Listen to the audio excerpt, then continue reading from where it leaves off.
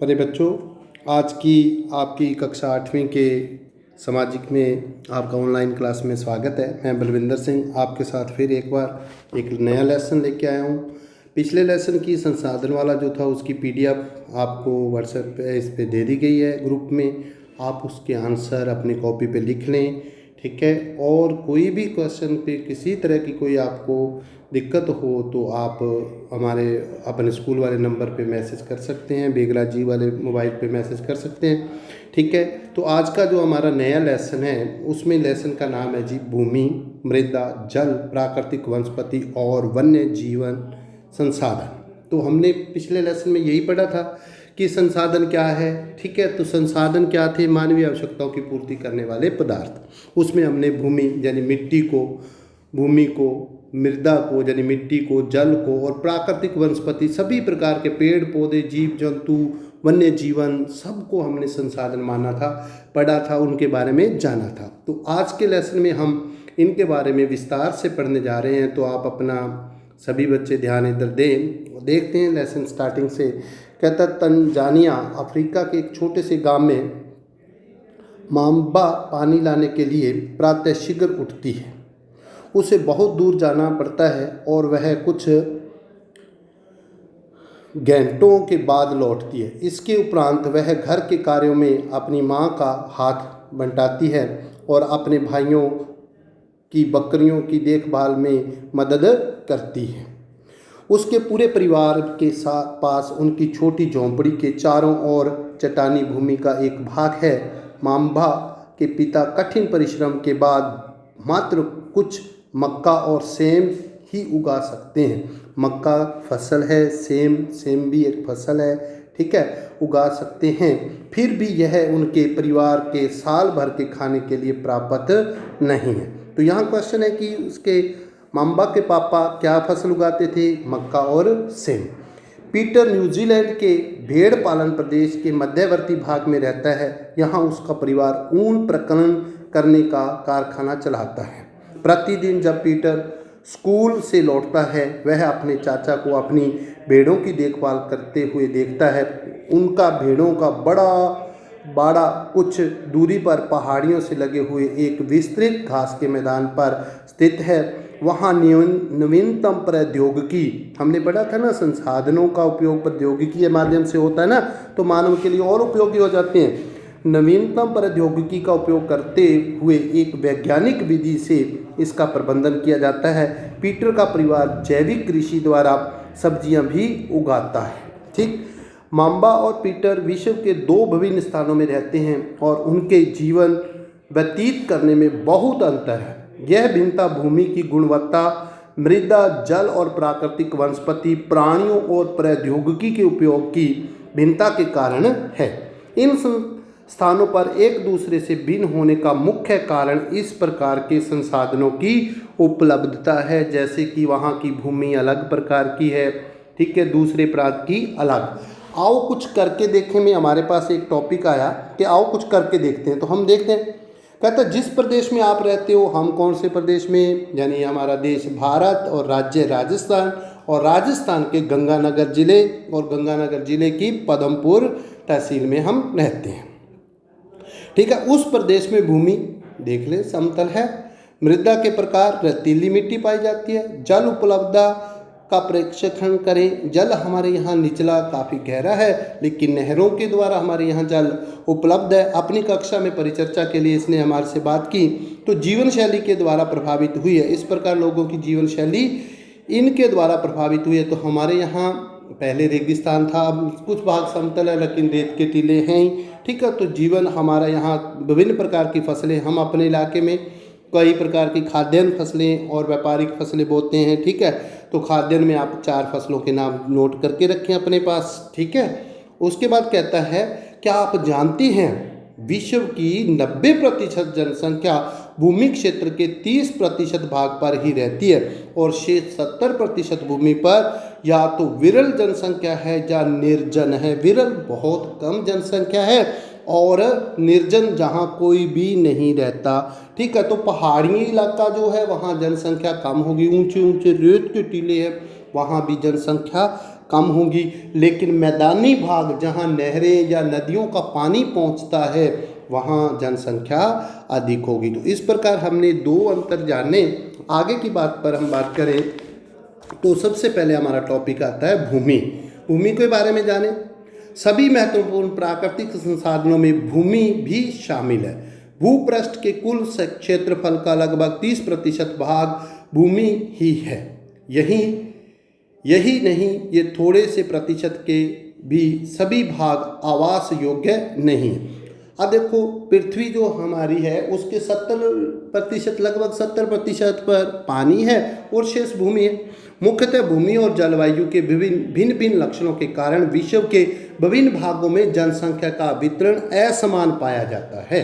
तो अभी हमारा यहाँ एक क्वेश्चन आ गया कि जनसंख्या का वितरण असमान क्यों पाया जाता है। तो हम कहेंगे ना कि भूमि और जलवायु के भिन्न भिन्न लक्षणों के कारण, ठीक है, जनसंख्या का वितरण असमान पाया जाता है। ऊबड़ खाबड़ स्थलाकृति, ठीक है, कहीं पहाड़ हैं तो कहीं मैदान हैं, कहीं पठार हैं तो कहीं रेगिस्तान, पर्वतों की तीव्र ढाल, जलक्रांत संभावित निम्न क्षेत्र, मेरुस्थल क्षेत्र एवं सघन वन क्षेत्र सामान्यतः विरल अथवा निर्जन हैं। यानी जहाँ इस तरह की भूमि पाई जाती है वहाँ निर्जन कोई लोग नहीं रहते। उर्वर मैदानी और नदी घाटियों में कृषि के लिए उपयुक्त भूमि उपलब्ध है, इसलिए वे स्थान विश्व के सघन बसे क्षेत्र है। उर्वर का मतलब होता है बेटा जी उपजाऊ, ठीक है। उपजाऊ भूमि जहाँ है, मैदान है, जल की उपलब्धता है, तो वहाँ लोग क्या करते हैं, सघन क्षेत्र में रहते हैं ना, ज़्यादा जनसंख्या लोग रहते हैं। और जहाँ बहुत बड़ा वन पाया जाएगा, ऊंचे ऊंचे रेत के टीले होंगे, पहाड़ियाँ होंगी, तो वहाँ लोग बहुत ही कम रहते हैं, ठीक है। भूमि के उपयोग, चलिए हम भूमि के उपयोग की बात करें तो भूमि का उपयोग विभिन्न कार्यों के लिए किया जाता है, जैसे कृषि, वानिकी, जंगल, ठीक है, खनन, खनिज निकालने के लिए, सड़कों के लिए, उद्योगों की स्थापना के लिए। साधारणतः इसे भूमि उपयोग कहते हैं। जब कोई व्यक्ति या संस्था भूमि को खेती के लिए, कृषि के लिए, खनन के लिए, वानिकी फसलों के लिए यानी जंगलों के लिए, सड़कों के लिए, उद्योगों के लिए उपयोग करती है, तो उसे हम साधारणतः भूमि उपयोग कहते हैं। क्या आप माम्भा और पीटर के परिवारों के भूमि उपयोग के विभिन्न तरीकों की सूची बना सकते हैं? तो देखो, दोनों में अंतर था। एक के पास बड़ा घास का मैदान था, वहाँ भेड़ पालन किया जाता था नई तकनीक से, तो दूसरे को तो पानी लेने भी बहुत दूर जाना पड़ रहा था, ठीक है ना। भूमि का उपयोग भौतिक कारकों द्वारा निर्धारित किया जाता है, जैसे स्थलाकृति, मृदा, जलवायु, खनिज और जल की उपलब्धता। मानवीय कारक जैसे जनसंख्या और प्रौद्योगिकी भी भूमि के उपयोग प्रतिरूप के महत्वपूर्ण निर्धारक है। हमारा सवाल यहाँ दूसरा आ गया, एक नया सवाल आ गया, कहता है कि भूमि के उपयोग बताइए, भिन्न भिन्न उपयोग बताइए, किन कारणों पर निर्धारित होते हैं। उपयोग हमने ऊपर बता दिए, कृषि के लिए, वानिकी के लिए, खनन, सड़क और उद्योगों के लिए, लेकिन ये किस पर निर्धारित होते हैं? तो हम बताएंगे स्थलाकृति, मृदा, जलवायु, खनिज, जल की उपलब्धता, मानवीय कारकों जैसे जनसंख्या और प्रौद्योगिकी भी भूमि के उपयोग के प्रतिरूप को निर्धारित करती है। स्वामित्व के आधार पर भूमि को निजी भूमि और सामुदायिक भूमि में बांटा जा सकता है। निजी भूमि अपना खेत होता है, सामुदायिक साझा यानी गवर्नमेंट की तरफ से होता है, ठीक है। निजी भूमि व्यक्तियों के स्वामित्व में होती है, जबकि सामुदायिक भूमि समुदाय के स्वामित्व में होती है, ठीक है। सामान्य रूप से इसका उपयोग समुदाय से संबंधित व्यक्तियों के लिए किया जाता है, जैसे चारा, फसलों, नट या औषधि बूटियों को एकत्रित करना। इस सामुदायिक भूमि को साझा संपत्ति संसाधन भी कहते हैं। सवाल एक नया और आ गया, सामुदायिक भूमि को किस नाम से जाना जाता है?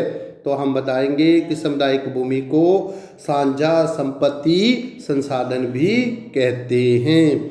जनसंख्या और उसकी मांग सदैव बढ़ती रहती है, लेकिन सीमित भूमि की उपलब्धता सीमित है, क्योंकि भूमि की उपलब्धता सीमित है। भूमि तो निश्चित है ना, स्थान के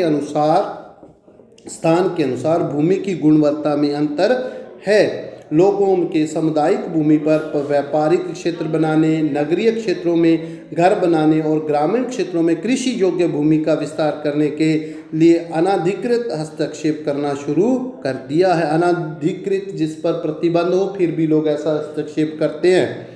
आज भूमि उपयोग प्रतिरूप में व्यापक परिवर्तन हमारे समाज में सांस्कृतिक परिवर्तनों को दर्शाते हैं। वर्तमान में कृषि, यहाँ हम देख रहे हैं ना, वर्तमान में कृषि और निर्माण संबंधी गतिविधियों के प्रसार के कारण निम्नीकरण यानी भूमि की उपजाऊ क्षमता कम होना, भूसंकलन भूमि का खिसक जाना, मृदा अपरदन उपजाऊ मिट्टी का एक स्थान से दूसरे स्थान चले जाना, मेरुस्थलीकरण यानी भूमि का रेत के टीलों में बदल जाना पर्यावरण के लिए प्रमुख खतरा है। तो एक नया सवाल फिर आ गया, भूमि के निर्माण संबंधी गतिविधियों में परिवर्तन के कारण क्या क्या खतरे हो सकते हैं। तो एक हो गया भूमि का निम्नीकरण, भूसंकलन, मृदा अपरदन, मेरुस्थलीकरण पर्यावरण के लिए प्रमुख खतरे हैं। अब अपन इस चित्र में देख रहे हैं ना, तो इस चित्र में लोग क्या कर रहे हैं, बकरियां चार रहे हैं, किसान का हल के काम भी है और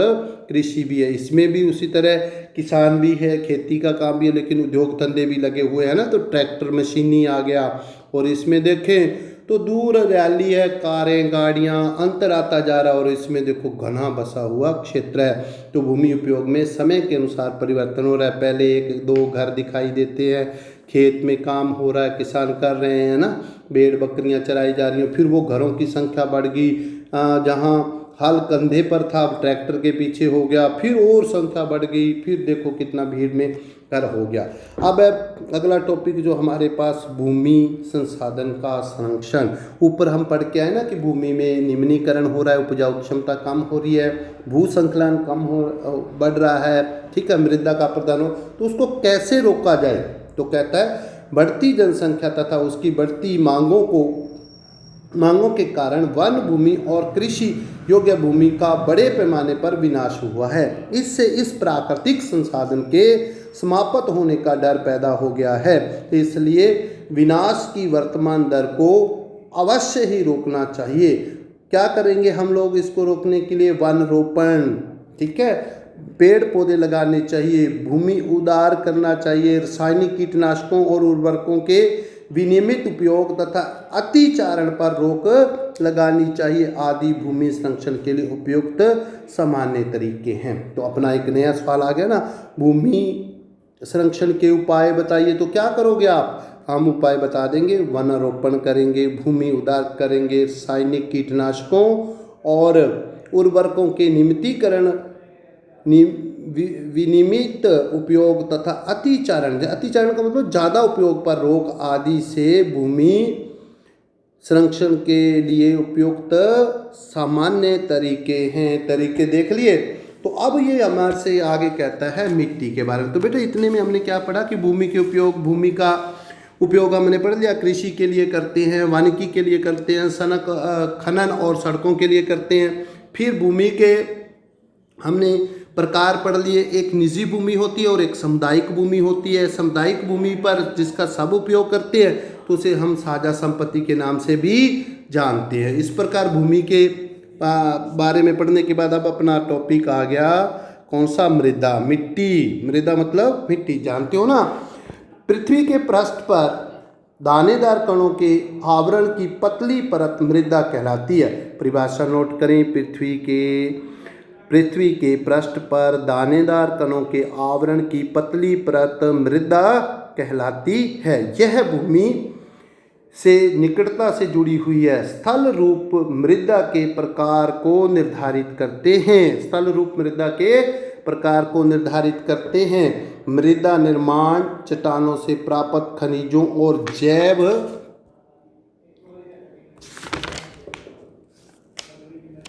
तथा, यहाँ जाके पढ़ना पड़ेगा अपना, जैव तथा भूमि पर पाए जाने वाले खनिजों से होता है। हमारा टॉपिक क्या था कि मृदा का निर्माण कैसे होता है? चट्टानों से प्राप्त खनिजों और जैव पदार्थ तथा भूमि पर पाए जाने वाले खनिजों से मृदा का निर्माण होता है। यह अपक्षय की प्रक्रिया के माध्यम से बनती है। खनिजों और जैव पदार्थों का सही मिश्रण मृदा को उपजाऊ बनाता है। ठीक है, सही मिश्रण बराबर में। अब ये हमारे पास कुछ सवाल और जवाब हैं, उस पर हम बात करें तो सबसे पहले हम देखते हैं मृदा परिस्थितिका ह्यूमस। ह्यूमस क्या होता है? ह्यूमस का मतलब और वनस्पति के साथ ऊपरी मृदा, इसमें क्या होता है? अगर आप चित्र को देखें ना तो ह्यूमस में क्या होता है कि पेड़ पौधों की पत्तियां जो हरी होती हैं सड़ गल कर मिट्टी के रूप में बदल जाती हैं, तो उसे हम ह्यूमस कहते हैं। बालू, गाद, क्ले के साथ उपमृदा और नीचे क्या आ गई? अपक्षतित चट्टानी पदार्थ और जनक चट्टाने। नीचे से 3-4 क्रम इसके बता दिए। अब क्या कहता है शब्दावली, अर्थ स्पष्ट कर लें कुछ। अपक्षय तापमान परिवर्तन, तुषार क्रिया, पौधे, प्राणियों और मनुष्य के क्रियाकलापों द्वारा अनावृत शैलों का टूटना और क्षय होना क्या कहलाता है? अपक्षय कहलाता है। याद रह जाएगा, तापमान परिवर्तन, तुषार क्रिया, पौधों, प्राणियों और मनुष्य के क्रियाकलाप द्वारा अनावृत शैलों का टूटना ही क्या कहलाता है? क्या कहलाता है भाई? अपक्षय कहलाता है। क्या आप जानते हैं, अगली बात रखी, केवल 1 सेंटीमीटर मृदा को बनने में सैकड़ों वर्ष लग जाते हैं। 1 सेंटीमीटर को मृदा को बनने में कितने? सैकड़ों वर्ष लग जाते हैं। ठीक है, अब हमारे पास एक डायग्राम है मृदा का निर्माण। तो जहाँ देखेंगे मृदा निर्माण को प्रभावित करने वाले कारक तो क्या है? पहला मैं इस बॉक्स को नंबर दे तो इसमें लिखा जनक, शैल, रंग, गठन, रासायनिक गुणधर्म, खनिज, मात्रा, प्रागम्यता को निर्धारित करती है। दूसरी बात कहता है उच्चावच, तुंगता और ढाल मृदा के संचय को निर्धारित करते हैं। फिर कहता है वनस्पति, प्राणी जात और सूक्ष्म जीव ह्यूमस निर्माण की दर को प्रभावित करते हैं। फिर कहता है जलवायु, तापमान, वर्षा, अपक्षय ह्यूमस निर्माण की दर को प्रभावित करते हैं। इसके बाद कहता है समय, मृदा परिदेशिका की मोटाई को निश्चित करते हैं। परिदेशिका अभी हम देखा है ना, ये 4 स्टेप जो इसके बताए थे, क्लियर हो गए। ठीक है, आगे हम अगले पेज पर चल रहे हैं। उससे पहले हमारे पास एक भू संकलन पर कहानी दी हुई है। ठीक है, उसको हम देख लें, पढ़ लें थोड़ा सा, फिर आगे चलते हैं ना। तो भू संकलन पर एक बात लिखी, कहता भू संकलन को सामान्य रूप से शैल, मलबा या ढाल से गिरने वाली मिट्टी के बृहत्तम संचय के रूप में परिभाषित किया जाता है। ऊंची जगह से मिट्टी का धस जाना, नीचे की ओर गिरना ही क्या कहलाता है? भू संकलन। ये प्राय भूकंप, बाढ़ और ज्वालामुखी के साथ घटित होते हैं। लंबे समय तक भारी वर्षा होने से भू संकलन होता है। यह नदी के प्रवाह को कुछ समय के लिए अवरुद्ध कर देता है। नदी अवरुद्धता के अचानक फूट पड़ने से निचली घाटियों के अवकाशों में ध्वंस या आ जाता है। पहाड़ी भूभाग में भूसंकलन एक मुख्य और विस्तृत रूप से फैली प्राकृतिक आपदा है। यानी पहाड़ी क्षेत्र में सबसे बड़ी प्राकृतिक आपदा क्या है? भूसंकलन, जो प्राय जीवन और संपत्ति को आघात पहुंचाती है और चिंता का एक मुख्य विषय है। आगे हमारे साथ वो बात करता है एक वस्तु स्थिति का अध्ययन। हम क्लियरिटी करते हैं भूसंकलन का, ये चित्र भी अभी हमने देख लिया। तो कहता है कि हिमाचल के किन्नौर जिले के रेकांग पीओ के निकट पंजी गांव में बड़े भूसंकलन के कारण राष्ट्रीय महामार्ग 22 की पुरानी हिंदुस्तान तिब्बत सड़क का 200 मीटर तक का भाग नष्ट हो गया।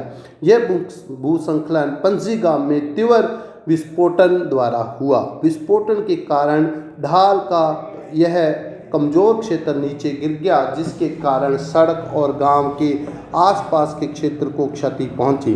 पंछी गांव को किसी संभावित मानव विनाश से बचाने के लिए पूर्ण रूप से खाली कर दिया गया था। तो ये उदाहरण देख लिया हमने भूसंकलन का। आगे कहता है न्यूनीकरण क्रिया विधि। ठीक है, प्रतिधारी दीवार। अब क्या कहता है वैज्ञानिक विधियों के विकास से हमें समझने की शक्ति मिलती है।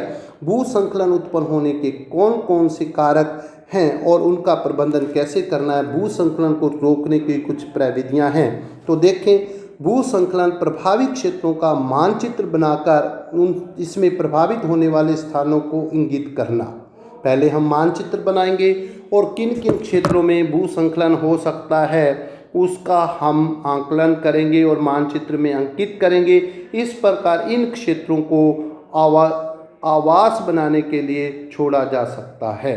दूसरा, भूमि को खिसकने से बचाने के लिए प्रतिधारी दीवार का निर्माण, प्रतिधारी दीवार उसके साथ साथ दीवार का निर्माण कर देना चाहिए, जैसे ये हमारे सामने चित्र में दिया हुआ है, देखा ना इस चित्र के अंदर, ठीक है। भू संकलन को रोकने का सबसे प्रभावी तरीका वनस्पति आवरण में वृद्धि जनी ज़्यादा से ज़्यादा पेड़ लगाने होंगे।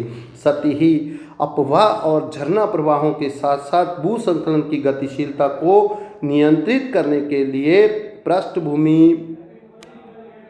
पृष्ठभूमि अपवाह नियंत्रण उपाय क्रियान्वित किए गए हैं, ठीक है। तो इस प्रकार कुछ ये निर्धारित किया गया कि भू संकलन को न्यूनीकरण पूर्णतः हम नहीं रोक सकते, लेकिन उनको कम तो हम कर सकते हैं, ठीक है। तो भू संकलन क्या था कि उसका उदाहरण अभी हमने देख लिया। आगे का जो हमारा पेज है उसमें हम बात करते हैं मृदा के निर्माण के कारक। तो ये अगली वीडियो में हम बात करेंगे। आज के लिए इतना ही। मैं एक बार फिर आपसे ये बात क्लियर कर दूं कि अभी आज हमने जो बात पढ़ी प्राकृतिक मृदा, जल और प्राकृतिक वनस्पति में से भूमि और मृदा पर हम चर्चा कर रहे थे। भूमि पर हमने भूमि के प्रकार, भूमि के उपयोग, भूमि की क्या कहते हैं स्वामित्व के आधार और निजी क्षेत्र में किस तरह बांटा, ठीक है। फिर हमने उसके भूमि के अनुपजाऊ होने के कारण क्या क्या रहे, भूमि में जनसंख्या वृद्धि के कारण क्या प्रभाव हो रहे हैं, जनसंख्या बढ़ती है तो उसमें आवश्यकताएं बढ़ती है तो उपयोग भी भूमि का परिवर्तित होता है। पहले पेड़ जंगल बहुत थे, हम काट काट के